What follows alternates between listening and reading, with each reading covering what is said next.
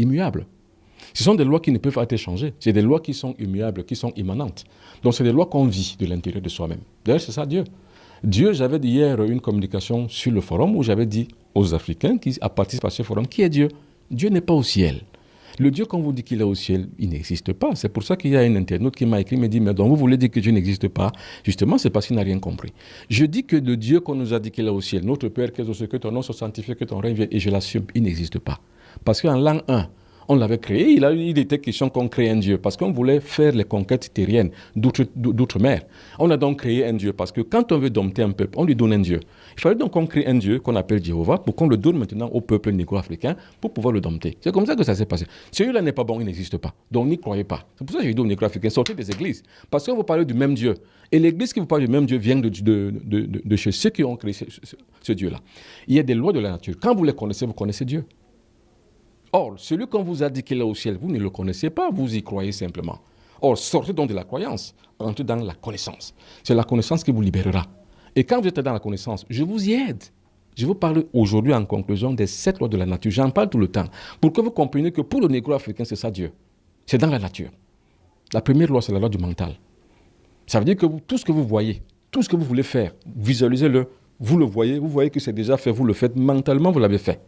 La deuxième, c'est la correspondance, c'est l'amour. Il faut aimer son prochain. Les Africains ne s'aiment pas. Pas du tout. Mais la preuve est là, allez à l'hôpital, vous n'avez pas l'argent, vous allez mourir, Madame Ketcha. C'est les Africains qui vous regarderont mourir. Ce n'est pas l'amour, ça. Donc la deuxième loi de la correspondance, les Africains ne l'observent pas. Ni la première d'ailleurs. Les Africains attendent toujours qu'il y a un Dieu qui est au ciel qui va les aider. Ils n'observent aucune loi de la nature. C'est pour ça qu'ils sont ce qu'ils sont.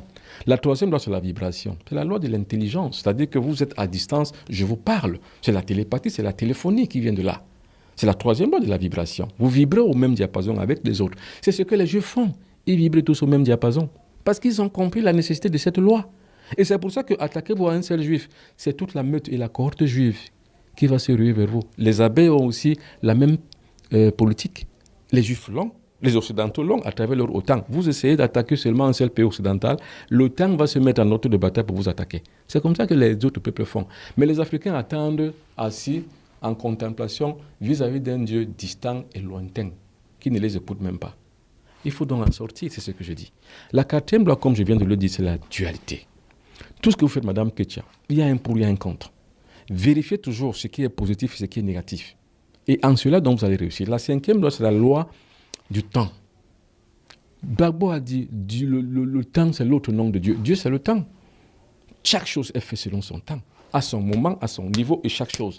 C'est pour ça que je dis pour les négro-africains, nous ne sommes plus à l'heure de la victimisation, c'est passé. Ne me dites plus, ne vous réveillez pas le matin, venez me dire que la France a fait ceci, la France a fait cela. Je vous répondrai que la France est dans son rôle. Et comme je l'accepte, nous l'acceptons ainsi, nous sommes dans le rôle de proie. Mais c'est comme ça. Or, la proie qui s'énerve et qui émotivement dénonce et se victimise, messieurs, est une véritable proie éternelle. Et c'est ça les Africains. Et c'est pour ça que je dénonce ça. Je dis que non, il ne faut pas dire aux Africains chaque fois qu'ils sont des victimes. Non, nous ne sommes pas des victimes. Nous sommes des cons. Maintenant, quand vous dites à l'Africain que si cela vous arrive, c'est parce que vous êtes un imbécile, un idiot, un con, un vaurien et un sous-être humain, c'est pour lui permettre de changer. Et quand je dis changer, ça ne veut pas dire qu'on dit que j'ai changé, non. Ce sont des états de conscience supérieurs.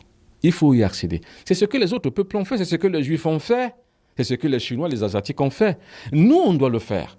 Nous, on le fait parce que moi, je le fais avec ceux qui viennent à mes séminaires et avec ceux qui participent avec moi à l'éclosion d'une nouvelle conscience spirituelle à travers Astra, qui est la plateforme de résistance et de transformation. Et la cinquième loi, c'est le temps. La sixième loi, c'est le genre. Il faut savoir intégrer la femme et l'homme. Voilà ce que les religions négro-africaines font. Ils excluent les femmes. Mais c'est idiot. Mais c'est bête et c'est con. Allez voir les Bambombok. Bon, ce que je connais plus les Bambombok parce que je suis moi-même un Bambok. Les Bambombok, une femme ne s'assoit pas là où est les hommes. Chez les Bambombok. La femme doit être là-bas loin. Mais monsieur, vous êtes idiot et con.